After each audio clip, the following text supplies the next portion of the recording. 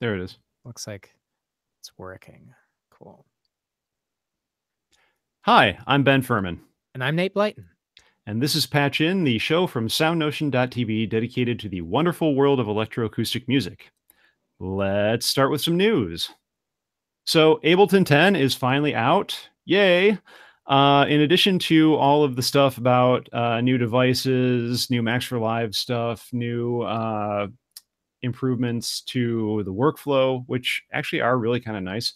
The coolest thing that I've found playing around with it is that it includes Max version 8 in there.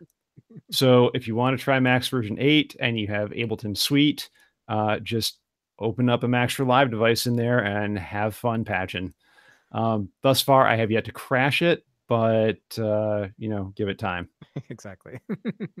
There's time yet. Well, in other hardware news, Arturia has revamped the venerable Mini Brute and as the Mini Brute 2 and the 2S, the drum style one, and the Rack Brute in both 3 and 6 unit sizes. Ben writes, it seems like they're taking a page out of Moog's semi-modular book and creating a synth ecosystem. I've only gotten to try some of the older Mini Brutes, and they've got a whole line of synthesizers out that's pretty exciting to see. So I'll be trying to get my hands on some of those. Yeah, I haven't had a chance to try the latest ones, but I've used I guess it would be the Mini Brute Classic. Yeah, the vintage. Yeah. Yeah. But speaking of Moog, the drummer from Another Mother, or DFAM, is finally out and ready to take $600 out of your wallet if you are so inclined. Like the Mother 32, it is fully analog, semi-modular, has 2 oscillators. It can do FM and it can do hard sync. You have 8 steps with pitch and velocity controls, filters, and a bunch of patch points. So a lot of fun. And of course, they even sell it in a pack with the Mother 32 and the required mounting hardware so you can have a nice Moog shaped object on your desk. Yeah, that's a lovely thing to see. Again, price point, and it's all great stuff. Yeah, we mentioned Max 8 is going to drop later this year. According to the website, it says second quarter, so we're all kind of waiting for that to drop and see when it comes out. Yep. At which point you will not see me for another month or two Exactly. as I check all of my past code and make sure that it works in Max 8 and they haven't gotten rid of something. Yeah. But like I said, playing with the version in Ableton, everything works so far for now. Indeed. Anyway, our guest today is Lynn Geringer. She is a professor at Michigan State University whose research focuses on video and visual media and sonic interactive approaches to public space and site-specific art practices with a focus on the experience of the body in space. A lot of video stuff, a lot of audio stuff, and I just want to dive right into the first piece because it has one of the coolest uses of objects I've seen in a while. This is Bone Mother. And could you tell us a little bit about this piece? Sure. So, Bone Mother is a performance that's actually it's an extension of an installation, but it features itself around a goat skull that has then been turned into a microphone. And in the piece Bone Mother that you're referring to, that's the performance version. So originally it's part of an installation called Wishing Goat. Mm-hmm. And so the Wishing Goat is an 8-channel installation that invites people to come in and make up to 4 wishes to this goat and to give them the wishes.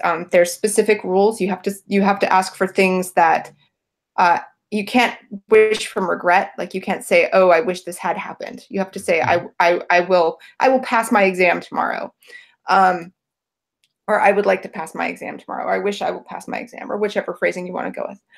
In any case, the installation is up for whatever period it can be up for, collecting people's wishes. And then on the closing night of the installation, I then do a performance with the skull where I take the skull into the performance arena. And the performance can be any array of speakers, 2, 4, 8. The version that you saw in performance was 4-channel, but it's a stereo reduction. And I then perform with the goat skull and a small array of other bones, where I manipulate and modify the sounds that are produced when I touch and manipulate them, and then they get spatialized around the area. Yeah. Now, I was kind of wondering in the version that we saw, you are singing to the skull briefly. Are you singing a wish to it? I couldn't really make out what was being said. I am asking for the wishes to come true. Okay. I'm asking the goat skull to make it come true. Interesting. And for our listeners, the video itself was taken at the chapel at Oberlin. If I'm Yeah, not Fairchild mistaken. Chapel. Yeah.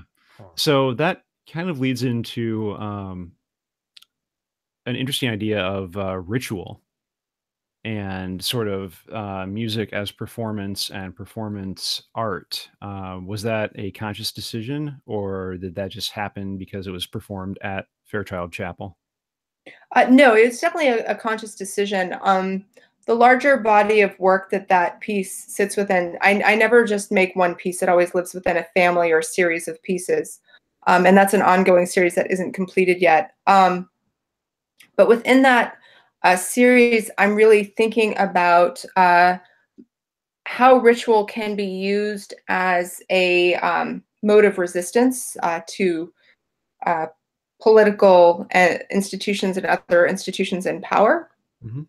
So with this piece, the ritual of release is very important because so I'm not really thinking of it in, say, like a Jacques Attali art of noise or political economy of noise way, even though it could be read in such. Like we could look at, I don't know if you've read Political Economy of Noise by Jacques Attali, but in it he talks about the idea that music originates from ritual, and that the performance and ritual of music essentially supplants sacrifice in some way. That's not necessarily how I'm approaching the piece. I'm thinking of the piece as ritual as a mode of resistance, as a way of providing people a place to store their hopes and fears, Okay. and to send off things that way. Okay.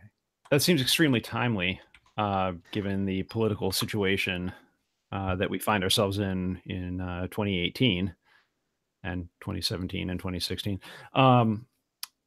So, yeah, it's really interesting to see that, since I have yet to see a lot of protest art coming through that kind of is really grounded in the theory as well. Yeah, I mean, it was an interesting piece. I mean, the first display of Wishing Goat of the installation version was the election night. Okay. Ooh, Intentionally. Gotcha. makes sense. It's a heavy night, I imagine. Now, you mentioned that it's an ongoing thing and that it's not completed yet. Where are the next? Where's the path from here? Right. So I'm working on a series of pieces for performance and installation that continue to work with animal bones in various combinations with electronics, either building synthesizers into the bones or using them to develop other and putting different microphones and whatnot in them. And as we and using them in various ways to sort of play with different aspects of ritual and mythology. And one of the pieces that I'm working with builds on the mythology of the squirrel Ratatosk in Norse mythology, which is this squirrel that runs up and down through this thing called the world tree. And it's running up and down this tree and spreading gossip that it learns along the way. So it's a piece that heavily centers on taking words that people speak into this microphone and then misplacing and essentially playing a game of telephone with spoken word and things like that. Yeah. very interesting. Yeah, indeed. And so speaking of microphones, you mentioned that the skull, or the main, the core of the audio, the bone that you have that you turned into a microphone. What was the process? Is that a piezo element or? In the iteration that you can find a picture of online, it's a piezo element. You can actually turn bone into bone is a piezo reactive element. Cool. So the bone itself can be the microphone. Yeah. Mm-hmm. Now, how has the audience reacted to this piece? I've been really surprised at how popular this piece is. I think of all of my pieces, I don't actually understand. I don't understand its popularity because it is blatantly. I mean, it's very theatrical. It's very Hollywood, like deliberately Hollywood theatrical, right? Like I'm using heavily coded things, right? Like I have a goat skull that I'm talking to. I'm asking people to talk to this goat skull. And so it gets a lot of positive reaction, I think, because there is this theatricality to it. People love it. People find it very playful, which is something I'm very excited about, that people find an element of play within this, even though it could seem kind of scary or gruesome or sort of horror themed, which it is. I mean, it is very horror themed. But I think it's probably one of my most popular projects. Cool. Now, on the subject of playfulness, you have another piece, Maze, where you are very literally playing the score as you perform the piece. Could you describe that piece for us, please? Sure. So Maze is a piece that was commissioned by another composer and performer, Ju-Won Park, who's based in Detroit. And he had asked for a piece to perform, and whenever you're asked for a piece to whenever you're asked for a commission, there's always a question of what is it that they're going to be asked to do. So I needed to figure out some kind of score for the performer. And so for this piece, I worked with I had some assistance from another computer programmer, Mike Zellers, who worked with me to build a maze in a program called Processing that is different every time. So, right, it's a self-generating maze that is always solvable, which is important. And we built several different versions of it. And I worked with him on it because the original iteration was supposed to use a lot of pitch tracking. And so I was working with him to get the cursor to move accurately within this maze. So when the maze launches, it can be customizable size depending on what the frame is that it needs to project onto. But it's a yellow background with black lines. So all the lines in the maze are black. And then you have this red cursor that you move around. And then the sonic world for it and what the musician is playing with is that they're given a very simple instrument that was designed using Max MSP. And then they control the sonic events using a gamepad controller, a PS4 gamepad controller. And for those of you who listen to this who are interested in working with alternative controllers, the PS4 Shockwave controller is a very simple controller, and you can download a really great HI pre-made internal sub patch using the object HI to use it. But anyway, so it's a very, very sonically simple patch because originally, well, this has to do with who it was written for. Ju-Won Park is another performer who deals a lot with play. So I wanted to work with playful sounds and sort of enjoyable sounds. So I did a lot of finagling with general MIDI. So all of the sounds in it are these like really short instances of general MIDI sounds that happen. And then you just navigate the maze to the end, which is harder than it seems to get there. And because it is a graphic score, you don't have to go to the end. You can play it however you want. You can traverse it and mess around and play. I don't know if that explains it very well. But.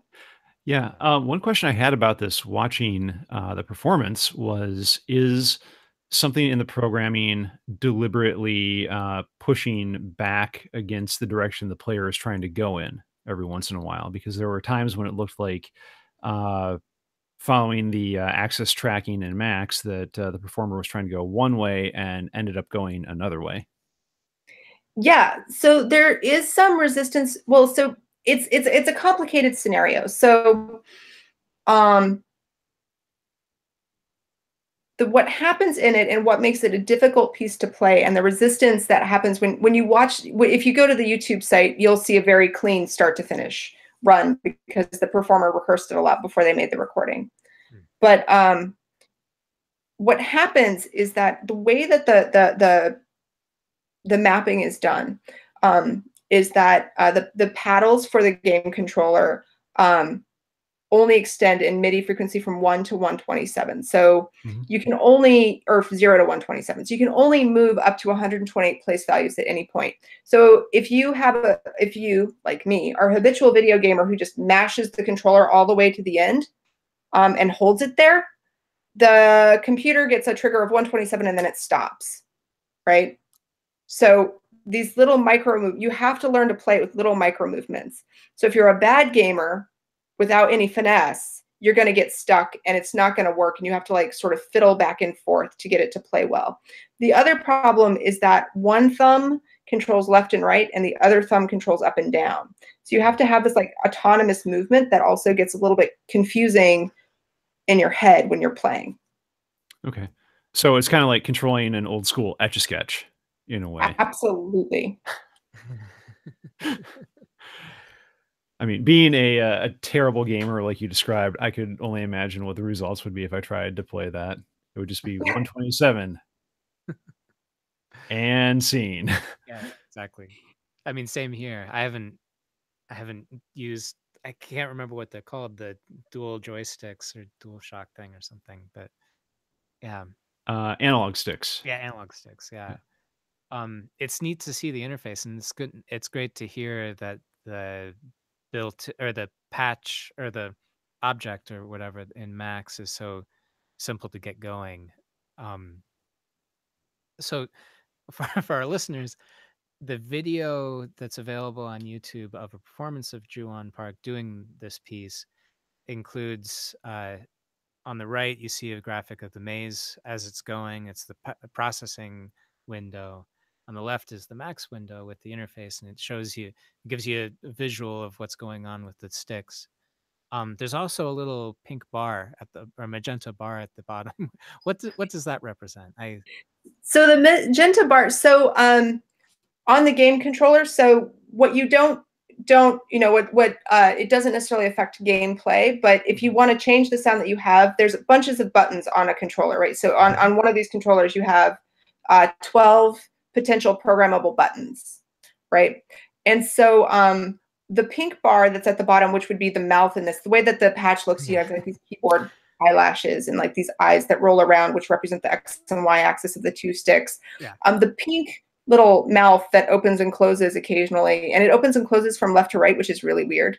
In hindsight, I could have made it go up and down, but that's whatever. That's water under the bridge now. So what that is the left trigger button for the joystick. When you press that, that particular trigger button, it is not just a toggle. It actually has a variable control. So you could say like it's like a speed control. So you could go fast or slow depending on how much pressure you apply to the button if you were playing like a racing game or so like a standard button. Like yeah, so it's a throttle. And of course, I'm just using it to trigger a bass drum. So when you press it, it goes bang, bang, bang, bang. So. Sweet. Nice. Well, it's an interesting sounding piece, and I of course, it sounds different every time depending on the gameplay.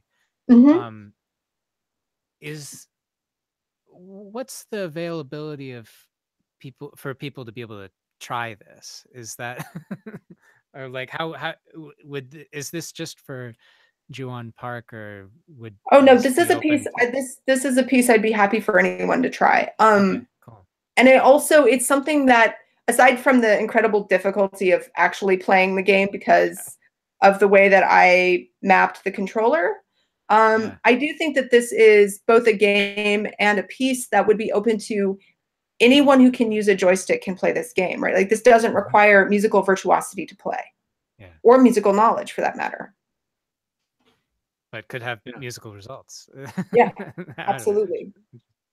Now, that's an interesting point that it does not require virtuosity, because listening to this and to Wishing Goat and some of your other pieces, they don't have that level of virtuosity that you would expect from, say, a violinist, but they have a depth and level of I'm stumbling over words here. Depth, I guess we'll go with that kind of transcends the technique necessary to play them.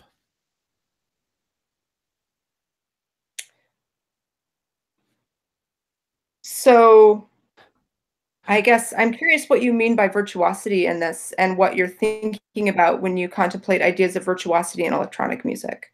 Well, I think with virtuosity, I'm still approaching this as a performer from back in the day before I started composing, where you would expect virtuosity to be really flashy, showy leaps into extreme register or playing rapid double stop thirds up and down the neck of the violin, or uh, standard romantic concerto pieces.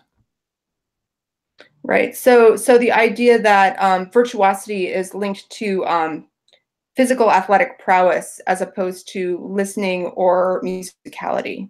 Indeed. Right. Yeah. I mean, I think virtuosity is a complicated beast in electronic music, and I think a lot of performers and composers try to find ways to inflate the virtuosic needs of the instrument. Mm-hmm.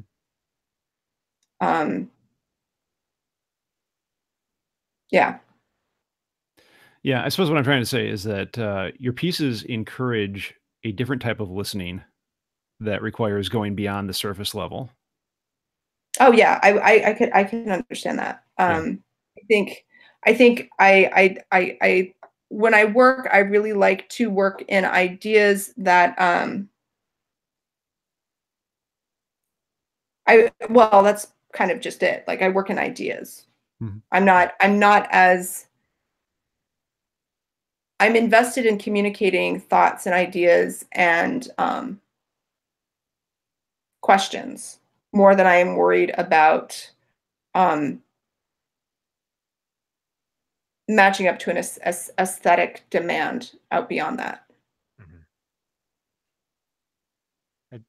It makes me wonder where, like, this is a piece that you've made using this special interface and the special visuals.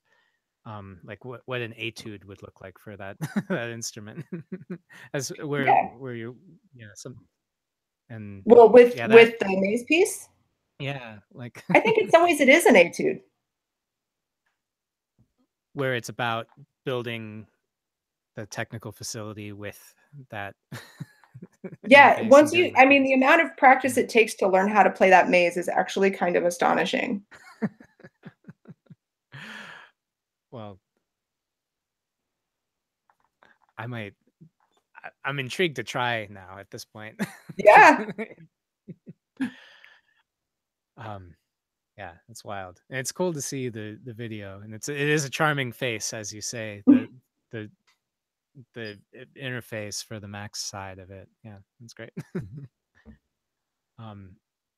Well, so doing this electronic music live, obviously that's such a... Hold on. Sorry about that. Pardon, you were asking about Max Live. Well, yeah, so there's another piece of yours that we picked out to talk about in this session, Transportation in Flux. It's it's listed as like a live piece, and I was wondering, we had access to a video on Vimeo. I was wondering if that piece was recorded live, or if that was a collaboration back and forth, or what exactly the format of that session was. Transportation and flux. This is on Vimeo. Windmills. Okay. It's water and 3 panels. Great. Yeah. Okay. Live accordion and electronics with Yeah. yeah. So that is a live collaboration. So that's recorded live in the same room together. Nice. Okay. When that's done. And actually we're going to be performing the person that I work with on that, we're performing at the Ann Arbor Film Festival next week. Yeah, I was going to ask. Cool. So great. Well, we'll have to have a link to that in our show notes, as we say. Yeah, I'll definitely send you the information on it. It's yeah, that is a live performance. That one's very different. For me, that one's different because it is it's a lot of very simple things put together, making it feel a lot more complicated. Interesting.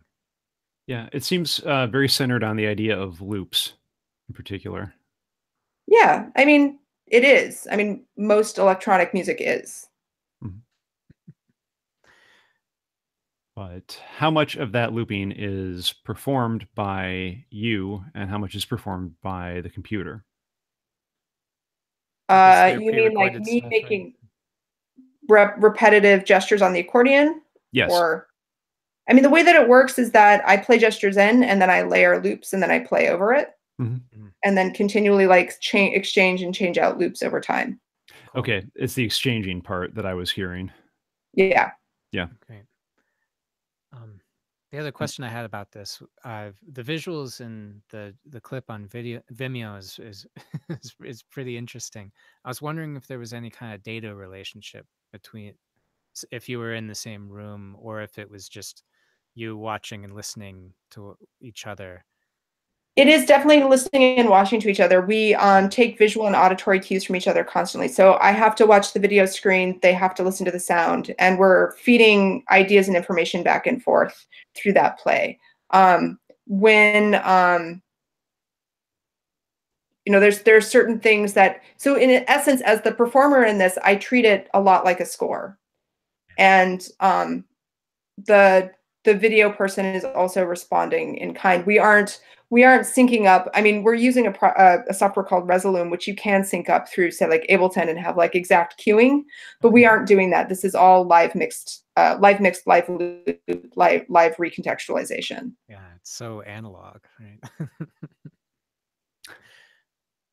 That's great. And then you do the same thing with another piece, Ivesian Perspective. Same duet, same process, yeah. Mm-hmm. Okay, cool. Yeah, now I really like in that one, you have sort of this interaction between old technology and new technology, where you're showing the new windmills and then what I think is the RCA initial remote control demo video from the 60s, I'm guessing. Yeah, I think it's off the Prelinger archives on archive.org. I can't remember exactly which video that is. But yeah, I think it may actually be 58. Cool. Wow. Nice. Way older. Yeah. Sweet. So you said these two pieces have the same same performers, same process, same relationship. And you also mentioned that when you make a piece, it's often a collection of works. Are these related or part of a larger thing or visual world? Initially, they started out as part of another thing. They've kind of grown into their own mass. They started out as a collection of works called Of Memory and Home, which is a work for an Audiovision piece series that I've been working on, two pieces of which are done.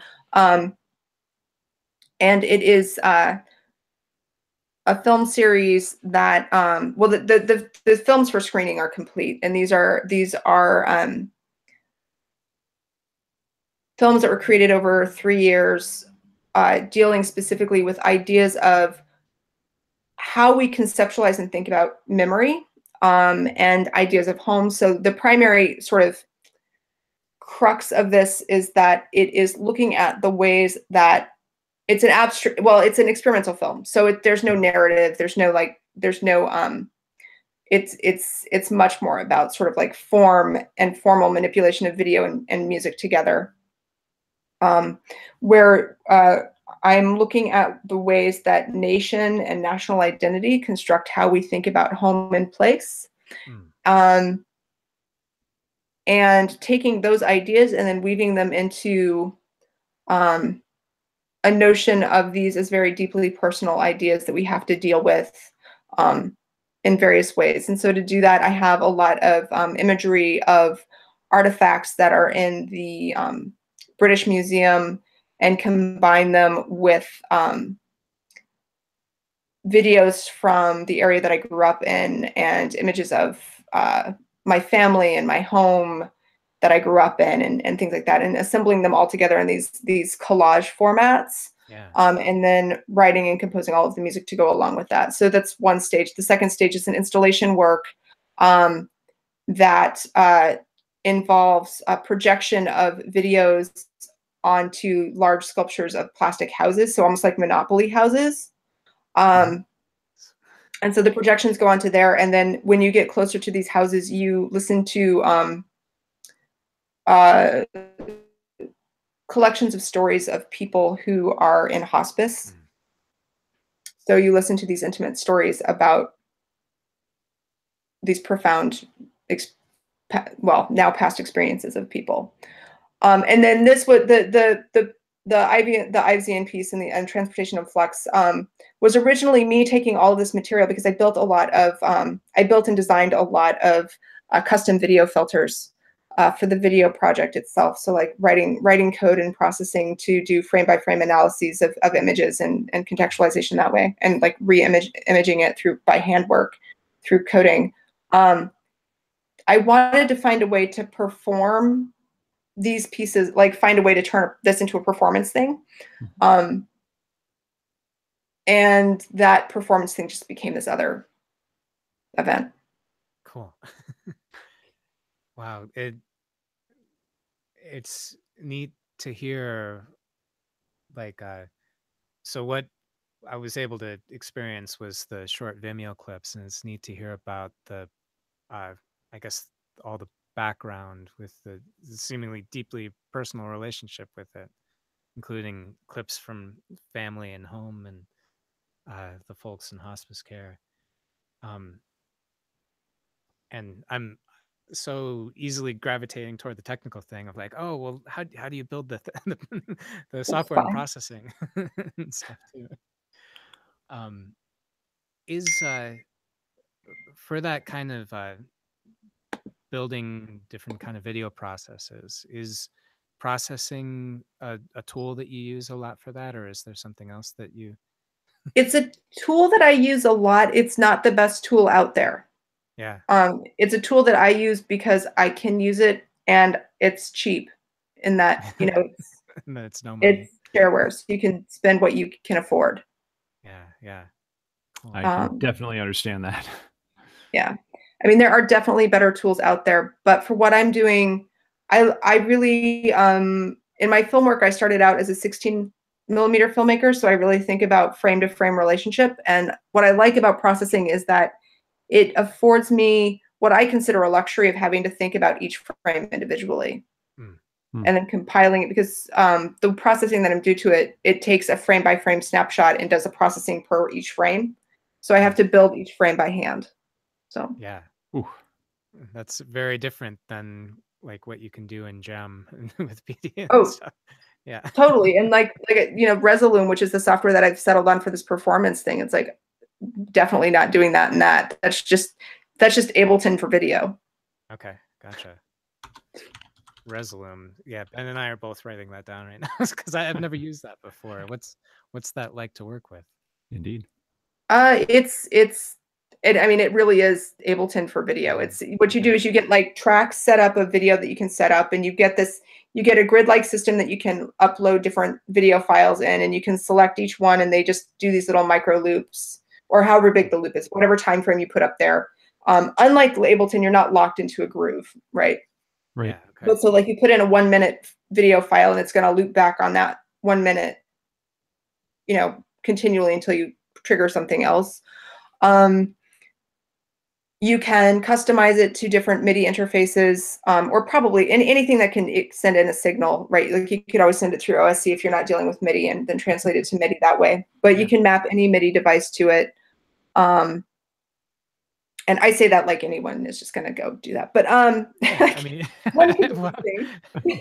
well, our listeners, it's fairly safe assumption that they will try that. So the Internet of Things these days. And yeah, I mean, and it works really well with Touch OSC. Like honestly, like the best interface that I've worked at with it is Touch OSC. And if you don't want to do your own custom Touch OSC, there's some really great patches you can just download, and they work great because some other person has schlepped through and made it look as much like the interface as they can. You can apply a lot of video effects to it. If you have the luxury to afford it, you can also, there's Arena 4 and Arena 5, or it may not be, there's version 4 and version 5. One of them is Arena, one of them is, I can't remember the other name. But you can actually do projection mapping with 5, which is pretty great. I don't know. So you're able to use it to effectively project onto a shape surface of any kind. Yeah. Using the software in-house.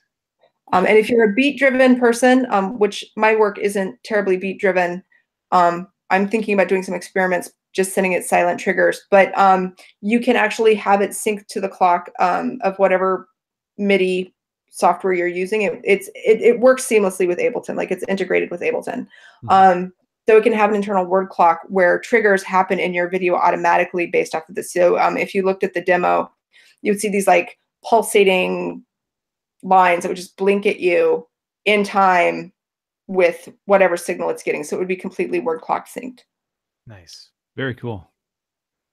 I know I spend way too much time experimenting with the OpenGL stuff in Jitter and never getting satisfactory results owing to my own lack of skill with OpenGL coding. Well, so you don't need GL with this, right? We're just using video files, because we're interested. I mean, we're interested in that's what we're interested in. But you know, you could download video, you could do NURBS, you could do this in like you could just make video files in something else and sync it there. It doesn't necessarily need to be like straight up GL. So it's pretty adaptable. Nice. Cool. Excellent. Yeah. And I know for our listeners who have not used archive.org yet, the Perlinger archives on there are an endless source of entertainment and just awesome video files from yesteryear that you can use to create video pieces, or I have my students score those in my computer music classes. Yeah. And usually get some pretty horrifying ones where they find like coffee commercials from the 50s that are just insane. Nice. Well, there's another piece that we looked at in a pretty different sound world, and it's an audio only thing as far as I know at this point, but it's using samples of the great northern cardinal bird, and I'm not sure how to pronounce this. Northern cardinal. That's close enough. Yeah, something like that. Something like that. I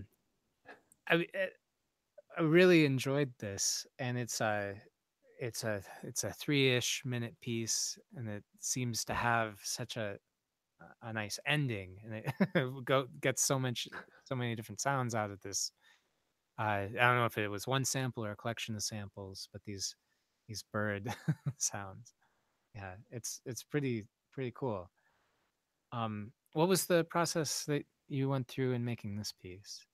Yeah, so that is a piece that I created using my theremin rig. So I use a theremin as a gestural controller for Max MSP.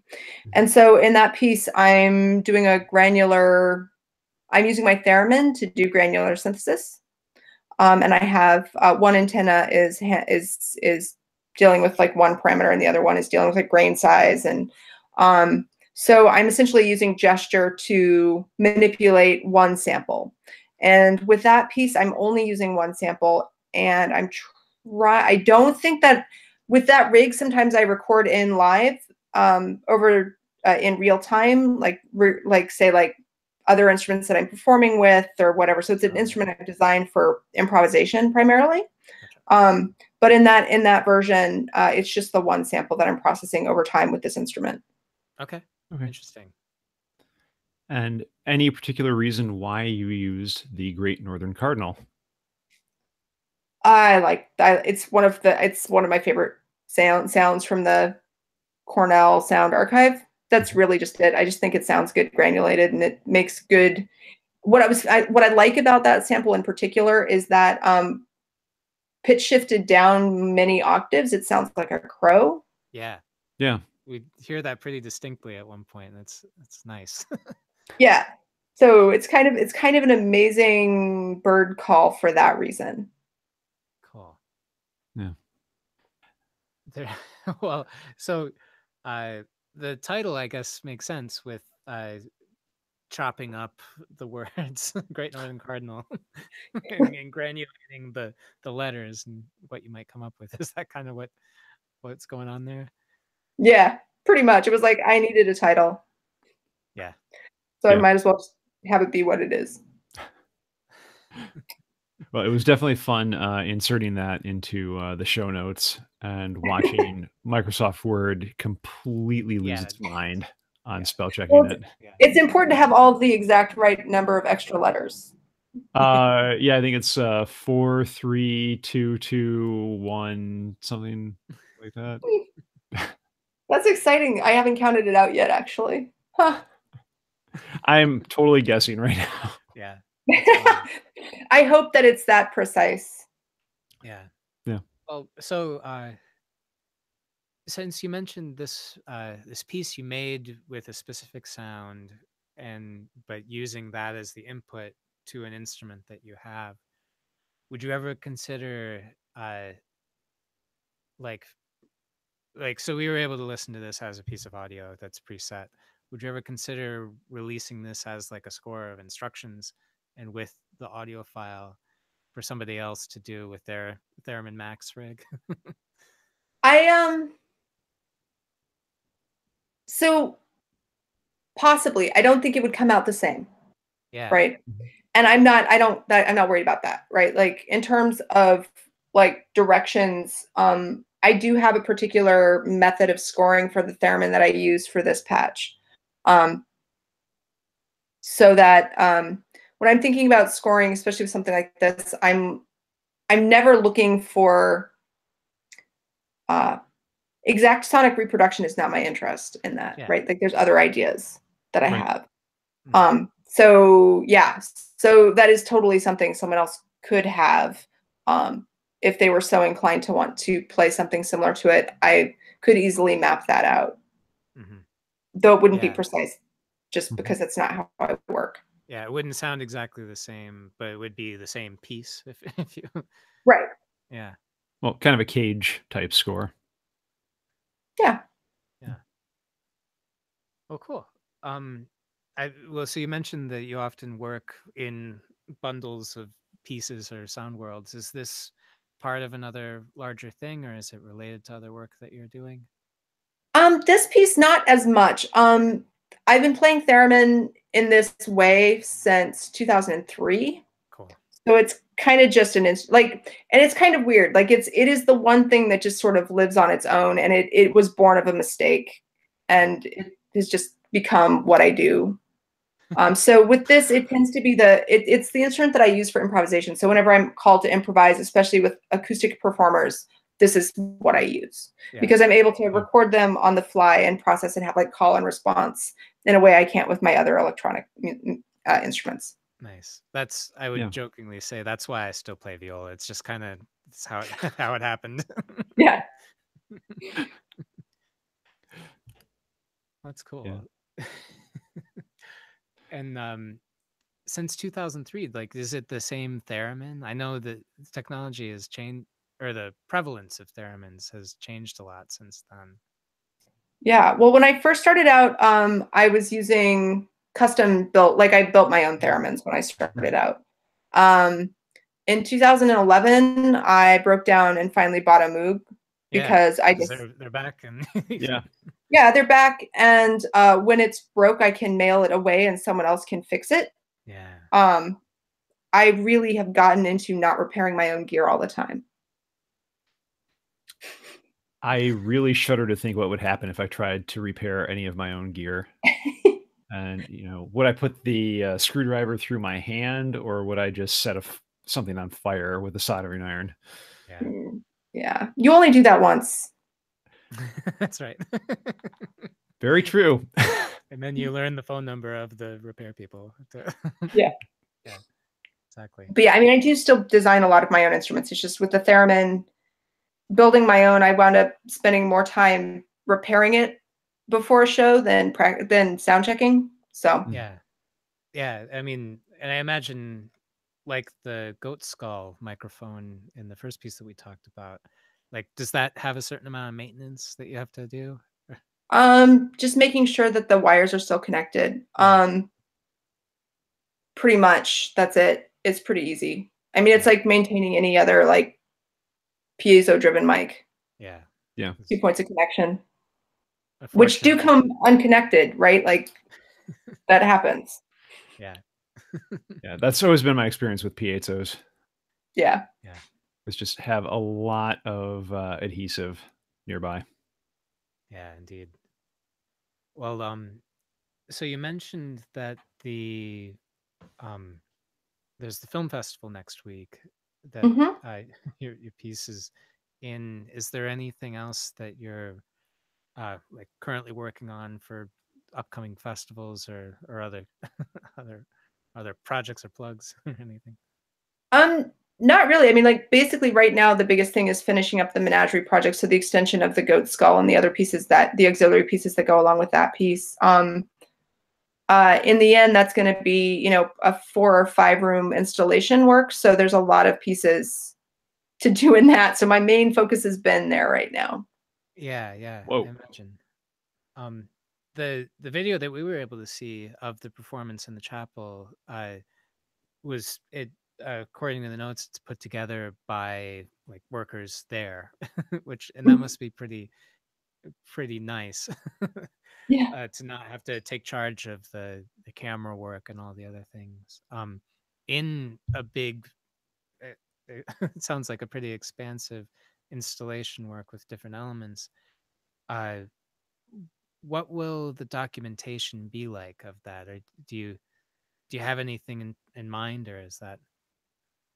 Well, or is it going to be about being there? I'm not there. I mean, like documenting the work is far in the future for me. I mean, so what will happen in that and documenting installation work, I tend to, this is of course assuming that I'm able to find a space that can support 5 to 6 rooms, right? Yeah. And there's ways that I can modify that and manipulate with it. If I have to deal with one large room, I can work it out. But each major sound component will have, you know, isolation documentation of it, either on site or a lot of times I have to rent out spaces, like large open spaces, large factory spaces, or just like someone's white wall gallery space. Okay. And do documentation of each piece individually. So like when this gets ready to go to gallery, I'll be doing like serious documentation of each piece as an individual unit, right? Accompanying that, there's also a series of paintings that goes into some of the rooms that they need to have, you know, professional photography done for them to like document them, so that gallery spaces that are considering this for installation know what each piece looks like that's going in the space, because the gallery's not going to put up visual work when they don't know what each piece is. Right. Yeah. It's a whole different set of things to worry about than like even just an audio only electroacoustic music, much less somebody who writes for violin. Like, yeah, that's pretty wild to hear.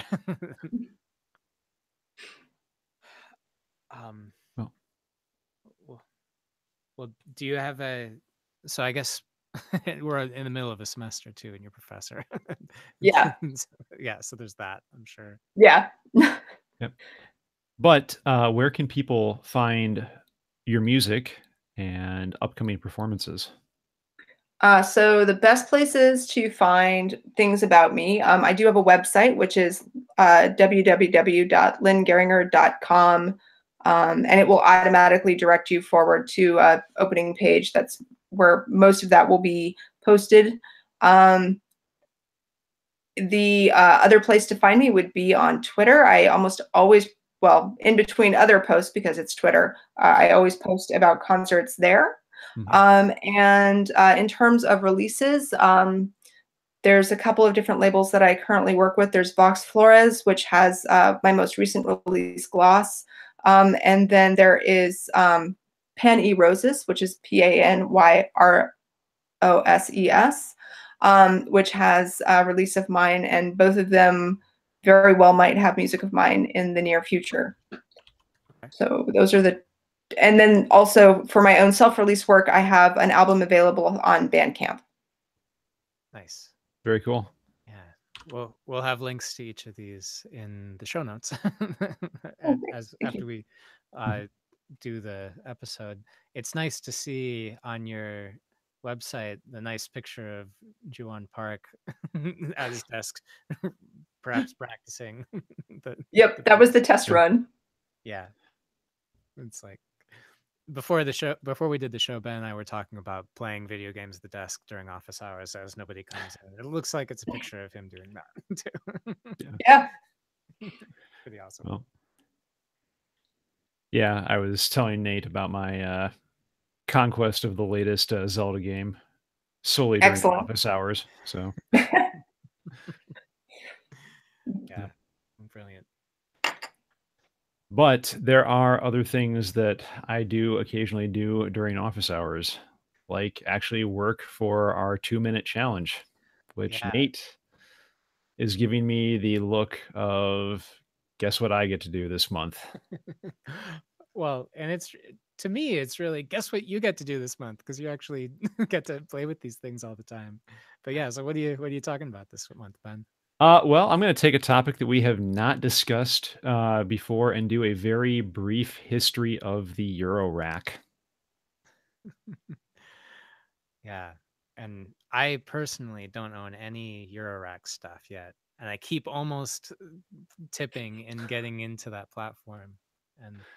But yeah, Ben has a nice collection, so I'll look forward to hearing what you've got to say about it. Well, I might have gone slightly crazy with it. Yeah. So that is my one word of warning to anybody who's considering getting into this, is that you think you're just going to build one. You're just going to get a couple of modules. Everything will be cool. And then your bank account is zero. Yeah. So nice. Well, do you have a timer, Ben? Because I have an iPhone. Okay. That sounds good. All right, let's attempt this. All right, whenever you're ready. So once upon a time, synthesizers were the size of a very large room in places like Bell Labs, RCA, Columbia, or Princeton. They were big, bulky, hard to control because they used massive banks of dials and punch paper, but they had some good sounds. And they cost a small fortune, which naturally made them completely unavailable to the general public. All of this changed, though, with Bob Moog and the introduction of the modular system in 1965, and the subsequent version heard on Switched on Bach in 1967. So in addition to introducing control voltage to the masses, Moog pioneered the concept of modularity, that each piece of the synth was a self-contained unit that could be put into a compatible enclosure and patched together with cables to move voltage from one place to the next.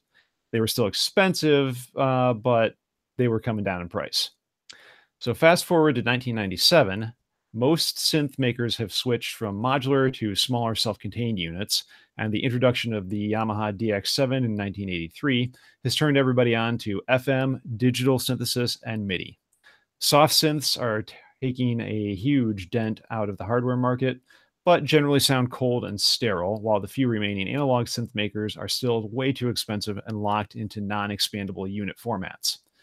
This is when Dieter Doepfer introduces his A100 series of modular synth components, the Eurorack standard as we know it today. So like Moog, each Eurorack module is self-contained and does one task. But most importantly, they all share a common set of standards for height, which is 3 rack units, a unit of width called horizontal pitch, which is 0.2 inches, a standardized power connector, and most importantly, the use of 3.5 millimeter patch cables to transmit audio or CV from one module to the next. Plug these into a SCIF of your choice, and you can make your very own synthesizer, which is what has happened. Since the A100 was introduced, many, many manufacturers have adopted these specs, resulting in a wealth of modules that can be swapped into your rack. And if my phone would... Okay, seriously, shut it. Well, thanks for that, Ben. It's good. It's good to hear some of the background. Well, so that's just a little bit of the background. Like I said, it is a tremendous investment in obsession and just trying to get that perfect sound. So, yeah, and you had some suggestions for me or to me about how one might get into this, like instead of just buying an oscillator or something. Yeah, start with a semi-modular system. Moog has the Mother. Pittsburgh Modular has the, I think they call it the Black Box. It's part of their Lifeforms line. Make Noise has their No Coast. And start with something like that. And then you'll quickly get tired of, in my case, it was the envelope. And I was like, oh, great. It's an ADSR. Yay. Yeah, indeed. So I very quickly broke down and bought the Maths module from Make Noise. And then that led to, oh, I'm not too happy with the filter. So let's, ooh, there's a Wasp filter. I always love those. Yeah. And I have room. Nice. Well, that may be how I'll be spending my tax return, is getting into that. Lynn, have you ever gotten into the Eurorack modular world? Yeah, I mean, I work with a few Pittsburgh modules myself. I'm not, yeah, I enjoy them quite a bit. I tend to, yeah, I'm still quite happy with mine. I haven't expanded it that much yet. Cool, right?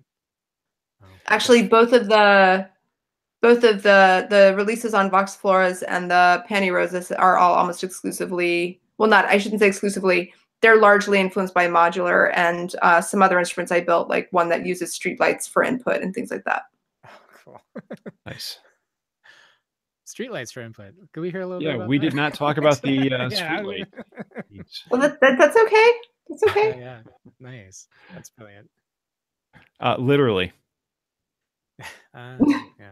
Sorry. Well, yeah, no, literally, it's the sound of a light. It's the sound of a light bulb. Nice. Sounds like ground hum, but EQ does wonders. Yeah. Well, cool. Well, I guess thanks so much for joining us for this hour. Yeah, as always, I wish we had more time.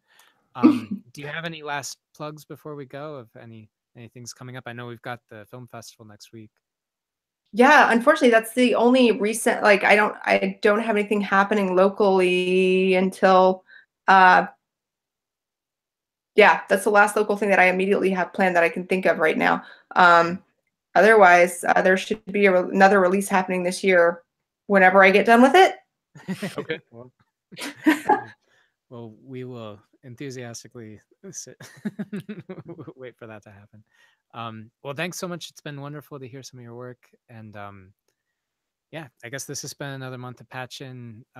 You can check out the show notes at soundnotion.tv/PI, where we'll have description of each of the things that we talked about and links to each of the pieces, as well as the film festival coming up next week.